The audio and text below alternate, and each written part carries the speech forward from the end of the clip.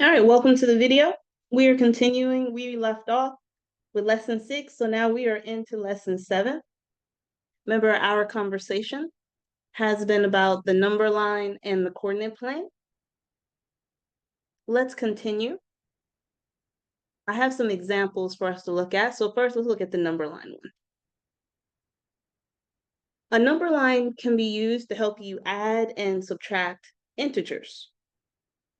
So I guess the question really is, what is an integer?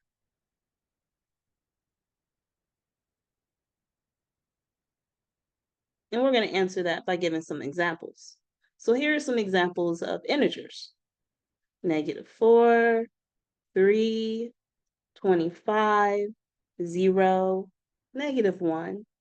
These are integers. Remember, integers represent the whole numbers and their opposite. These are also rational numbers because all of them have a denominator of 1. The 1 in the denominator is just invisible, because that's like saying -4 divided by 1. But what is -4 divided by 1? It's -4, so I really don't need the 1. So these are integers. So let's go back to our number line. In the first example, they did it for us to show us what they mean. This is an integer.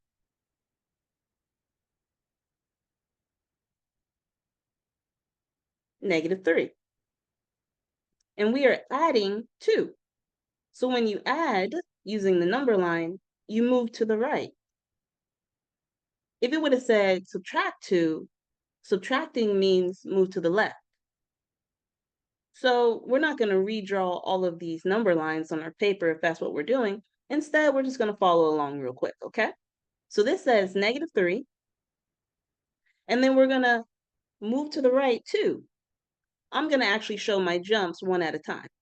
So this is adding 1, and I end up at -2, and then I add another one, and I end up at -1. So -3 plus 2 is -1. That makes sense. Okay. For the next one, they wanted to do 1 plus 4. Now, we can do 1 plus 4 without a number line, and it should be 5, right? But let's try to use the number line. So I'm going to come back to our paper, and I will draw a number line. I'll call this number 1, and we're going to do 1 plus 4 using a number line. Underneath it, I'll draw myself a number line. I'll put the number 1 here because this is where I'm starting, and I'll make sure to put my other tick marks. 2, 3, 4, and I just need enough so that I can add 4.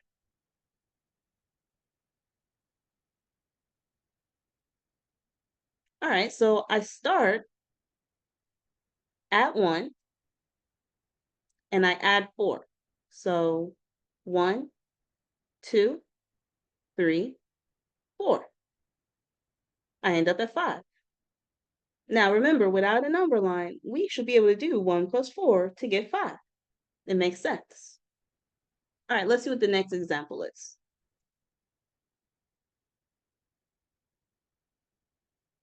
It's 3 plus -7. Now, this one's a little weird because of the -7. So I'm going to actually rewrite this. I'm going to put the negative number first, and I'm going to add 3.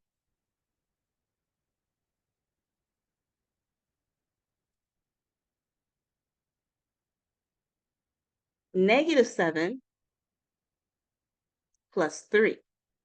Later on in lessons, we'll talk about how adding a negative number is the same as subtracting a number. But for now, let's just reposition it so it makes more sense, okay? So again, I'll start by drawing myself a number line. Notice I'm starting with the -7, so I'm definitely going to put the -7 first. And I'll put my other tick marks. It should be -6 because we're counting down. -5, -4, -3. I don't have to put all of these, but I might as well just to make sure we understand. -2, -1, 0. Once I get to 0, I'm now going to get the next number, which is +1. and then +2, and so on.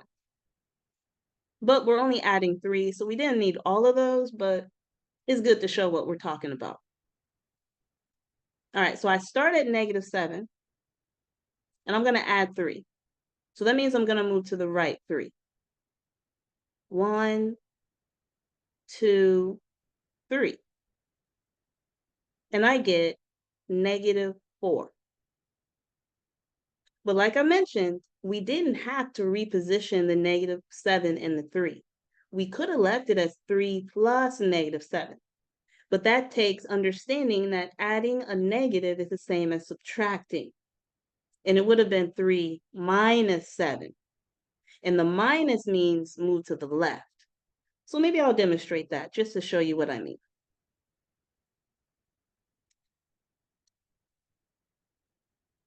So if we would have left the problem alone, it would have been 3 plus -7. So again, let me draw a number line.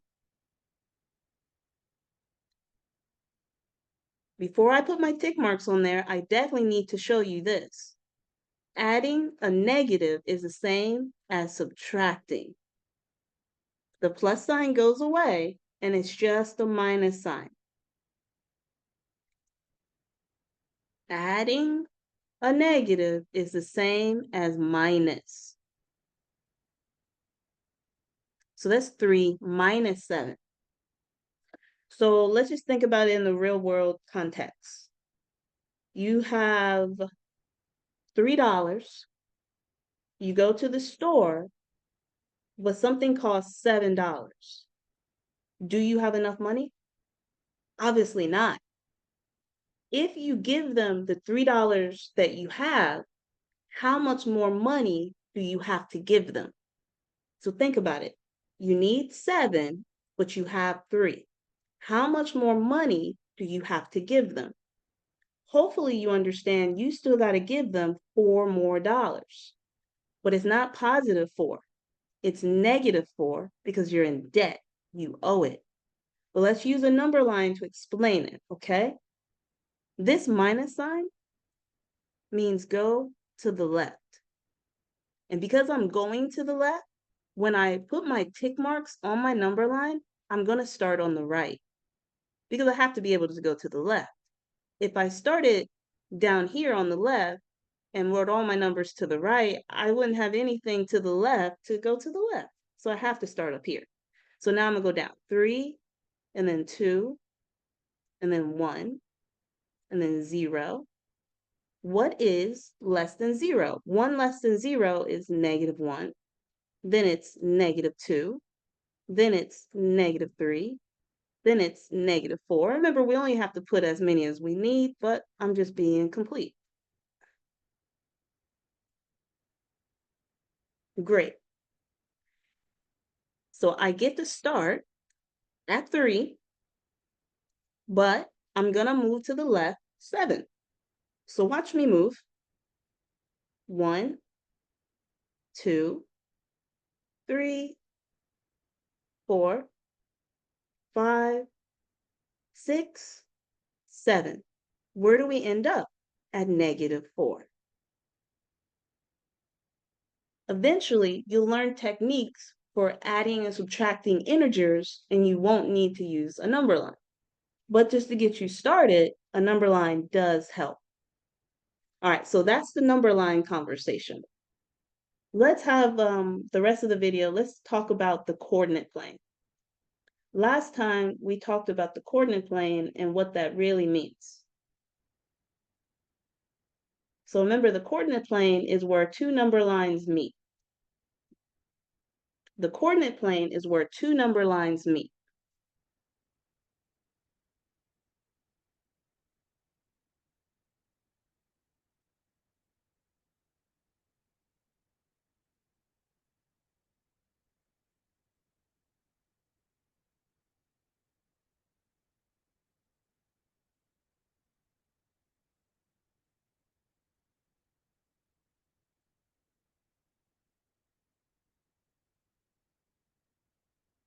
They meet in the middle at the origin.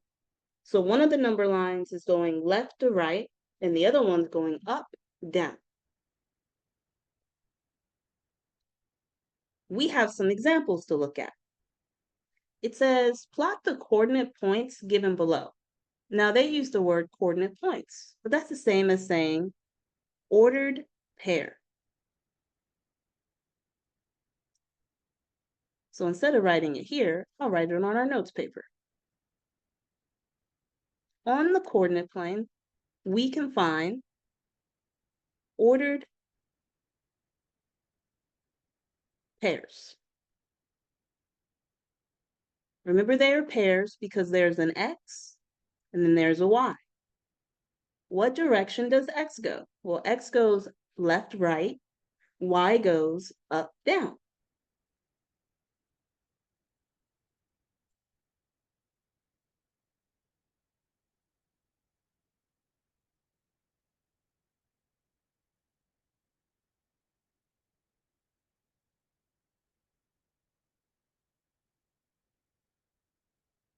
When X is going to the left, that's a negative number. When X is going to the right, that's a positive number.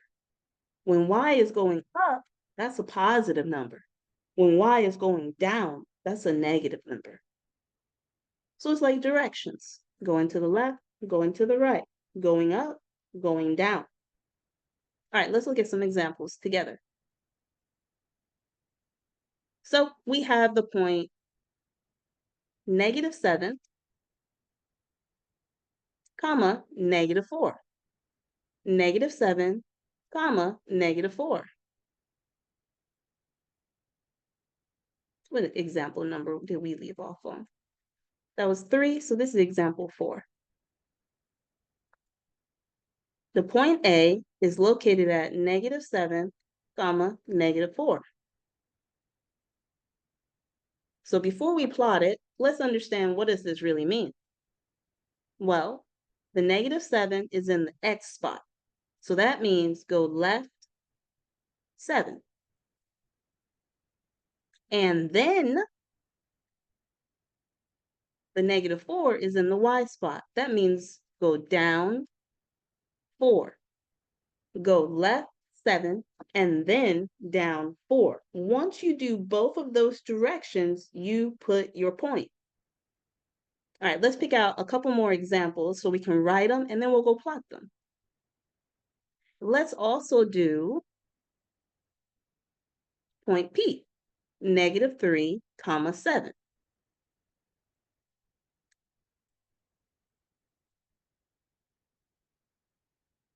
And what does that mean?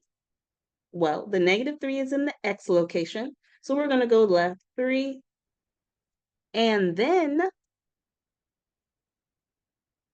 the 7 is in the Y spot, we'll go up 7.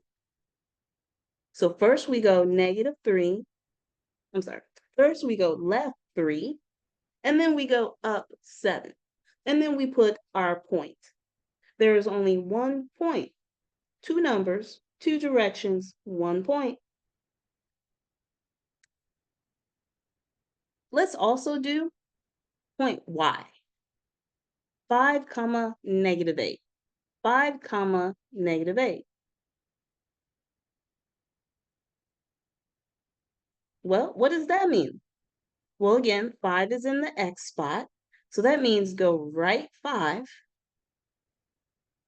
and then -8 is in the Y spot, so we'll go down 8. We go right 5, and then down 8, and we put our point. All right, let's try this.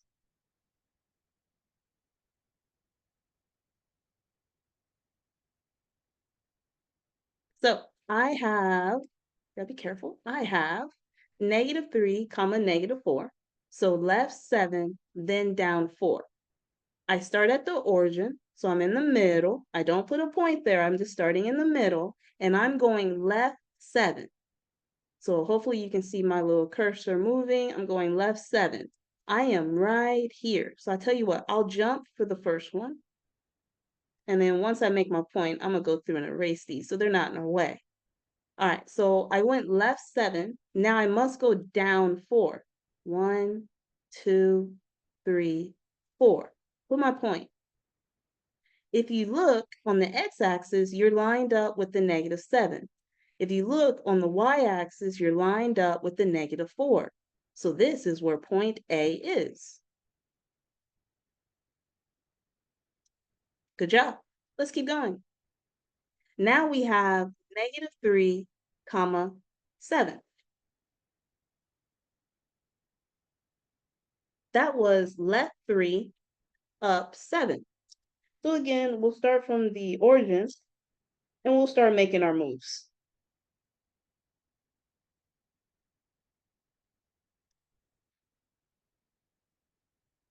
Remind ourselves one more time. Left 3, up 7. So left 3, 1, 2, 3, up 7. 1, if I can do it correctly.